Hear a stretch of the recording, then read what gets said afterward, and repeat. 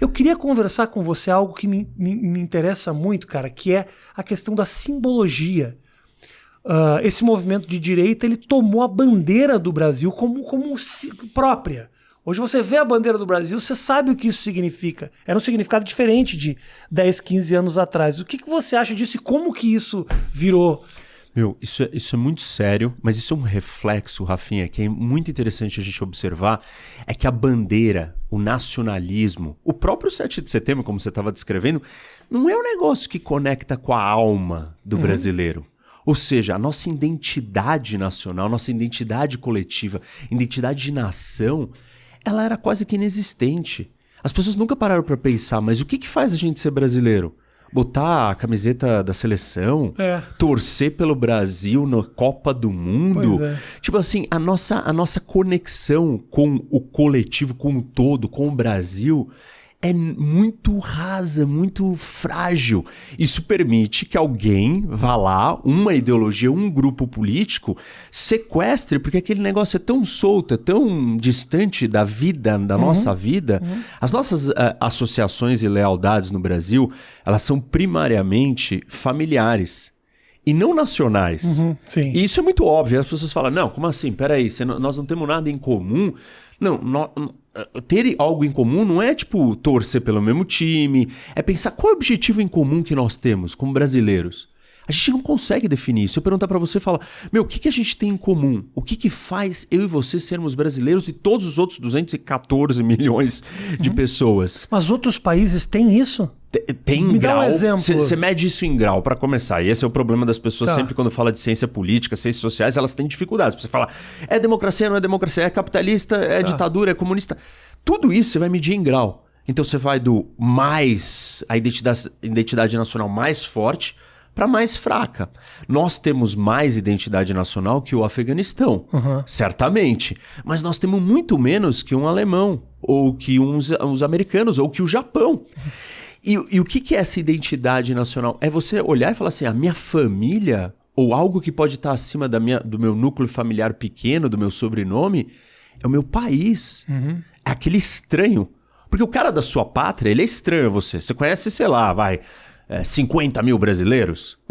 No máximo, conhece mesmo. Sim. A maioria dos brasileiros são estranhos. E você tem que gostar deles ao ponto de tratar eles como as partes da sua família. E nas culturas latinas, a associação primária e última é a família. Tanto que tem aquele ditado aqui no Brasil que você faz negócio com quem? QI. Quem indica.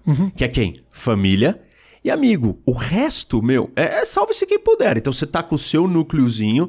Então o Brasil ele é um conjunto de milhões de núcleozinhos, cada um por si. Entendeu? Mais ou menos isso. Eu entendo e me parece que essa maneira, esse comportamento é um espaço, é um terreno muito fértil para corrupção. Porque você não pensa no todo, né? Você quer salvar os teus. Isso. E aí fica essa coisa familiar da graninha que eu ponho o meu filho para trabalhar e não me importo com o que isso gera para a nação. E sabe como que chama isso? Patrimonialismo. O que é patrimonialismo? Você governar o que é de todo mundo, o Estado, a nação, para os interesses patrimoniais. Os interesses do seu grupo, da sua família, do seu time. E a maioria dos estados do mundo, e isso não é um problema exclusivo do Brasil, é muito interessante que a evolução dos estados, eles só conseguem dar o salto real de ser um conjunto de muita gente, porque essa é a vantagem de ser uma nação. Você conseguir unir muita gente dentro do guarda-chuva família. Então, a hora que os países que conseguiram fazer isso, eles tiveram que vencer o problema do patrimonialismo, que foi exatamente romper com as suas alianças pequenas para você trabalhar e defender o interesse nacional. Mas aí você tem que saber o que é o interesse nacional. E hoje, se você perguntar isso para a maioria dos brasileiros, ninguém sabe. Porque você não sabe qual é a identidade nacional. Para onde nós queremos ir? Quem nós queremos ser em 30 anos? Eu estou falando do que você acredita de ideologia política. Eu estou falando o que você acha que o Brasil tem que ser daqui a 30 anos? Qual o objetivo do Brasil? O que significa ser brasileiro? Quais são os nossos atributos, as nossas melhores qualidades? O que a gente faz e manda muito bem e a gente tem em comum e está disposto a lutar por esse objetivo comum? Isso não existe. Sim. Entendeu? Isso é assim, tipo, é uma coisa meio básica. Sim, e o que eu acho interessante é que parece que tanto direita quanto esquerda se utilizam muito desse interesse nacional para suas próprias preocupações e para o seu próprio bem. Assim. É difícil acreditar em quem realmente pensa no país, né? Porque você tem de um lado os caras que usam a bandeira, outros que dizem você usa a bandeira, mas você não pensa no país. Ao mesmo tempo, a gente teve uma esquerda que pensou muito no próprio umbigo, e aí você fica muito perdido, né? Sabe qual que é o problema? É que a gente tem a narrativa e a retórica. Então, cada um deles vai usar a palavra que supostamente associa com todos. Não vai falar, eu tô defendendo o meu, tô sendo patrimonialista. Ele não vai falar isso. Eu defendendo a minha família. Ele vai falar, não, eu tô defendendo o povo, o Brasil. Só que são palavras ocas para quando isso não tem ressonância com a própria população, com a sociedade brasileira.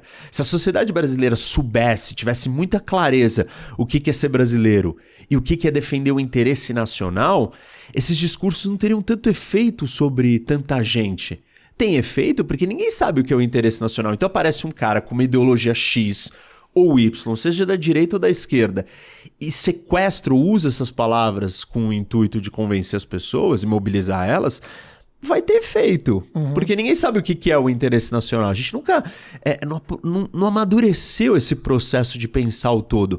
Sabe, assim, eu fico imaginando a situação de o cara que abre a janela e joga o papel para fora do carro. Por que ele faz isso? Porque ele não joga no carro dele, né? Porque o carro dele é de quem? Dele. Sim. Ele não suja o carro dele. Por que ele tá jogando para fora? Porque ele olha para a rua, que é o espaço de todo mundo, e fala, isso não é de ninguém. Lá eu posso sujar. Porque ele não tem esse senso de pertencimento a esse todo, ao coletivo. Então, são pequenas atitudes que mostram que essa conexão coletiva no Brasil, ela não existe, ela é rudimentar, ela é infantil, ela está em crescimento.